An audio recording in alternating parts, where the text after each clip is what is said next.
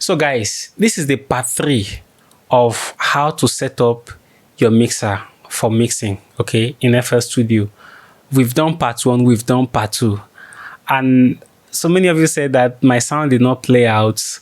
I deliberately did not want these sounds to play out to protect copyright purpose, okay? For copyright purpose, I don't want this sound to play out. But then I will try and see how I can leak it into my microphone. Probably you just get to hear the fainting part of the sound, okay? The goal is I'm trying to show you how you can actually get to set up your mixer for mixing and how you get to assign things to your mixer for mixing. All right, let's go into the PC. In this part 3, remember I said what I was going to show you was what you should do before you assign these things to the mixer, or what you should do after you have assigned them to the mixer. Now, if you check my mixer channel here, because this was just like rough idea I tried to sketch, right? As these ideas were coming, I was just putting them down so that I don't get to forget things to do. All right, so that's just it. So I was just putting them down and I was not doing some things I'm supposed to do. Okay, so in case you do this kind of thing, then you now want to start assigning them to the mixer for mixing, then these are things you should do. So look at it. Look at the velocity level of the master volume. It has hit 0 here. Okay, and definitely see it has passed 0. So guys, definitely one of the things you will not want to do is allowing your sound to hit 0. All right, I know some things people do. Some people might just go and add limiter to the master channel, which is okay, but then that is you not having control over your sound. So you would want to have control over your sound, and having control over your sound demands some certain things you need to do. You are the producer or you are the engineer, so you should be in control.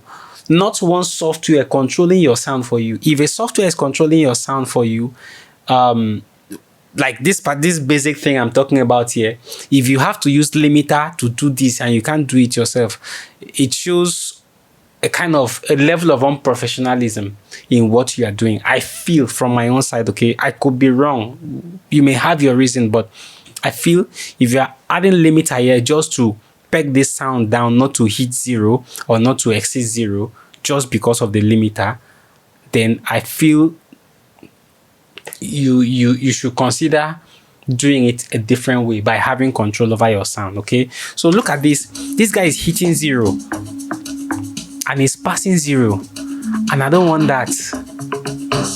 Can you see this? So this is happening and I don't want this. I don't want this.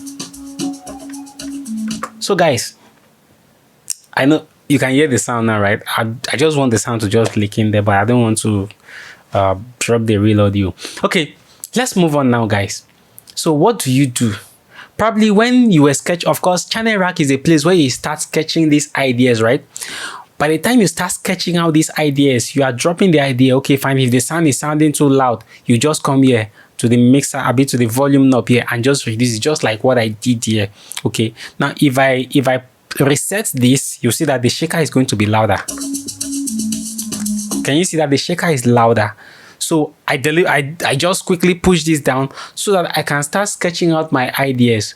But guys, by the time you start bringing these things to the mixer, it is advisable that you keep resetting all of this. Anything you have touched, reset them. Reset them. Just ensure you reset these things, whether you have sent them to the mixer channel or not. Just ensure you reset, okay? Just reset everything. That way, you'll be able to have full control over this when mixing. Okay, if the shaker is too loud, now I can come here. Why? Sorry, my light is gone. I hope you can still see me.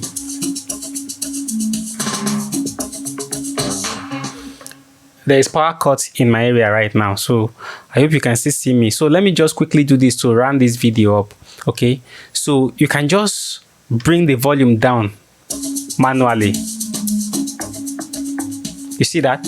When you want to start to mix, you can get to do this independently, manually, without forcing anything or without allowing everything to just stay on this stay on defaults by the way they were. So you need to actually set them and come to this mixer channel, reset them rather, and come to this mixer channel and start mixing your sounds. Okay, that's after you have assigned. Now I've shown the part 1, the part 2 of this video on how to assign your tracks, how to assign things to the mixer.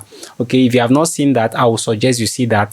Then this is the final part where you get to start setting all of this. By the time you reset all of this, you are going to have control over your work here to start to mix your work here and to master your work. All right, so guys, I hope this has been helpful. I hope this was useful to you. Kindly like, share, subscribe, follow us. All right, and also ensure that you follow these videos back to back, okay, and not to miss out of anything rather, guys. So guys, thank you so much for staying through. Sorry about this. I think I did a video like this that NEPA took light. I don't know if you have seen that video, where these are things we face, but I believe you can still see me. I believe you can still hear me, even though you can't see me clearly because the light is out. Okay, so it's just one of my lights I'm using here, and then the UPS that is still powering my PC and other gadgets right now. All right, so guys, show some love by following, liking, subscribing, and sharing. All right, God bless you guys. See you in our next video.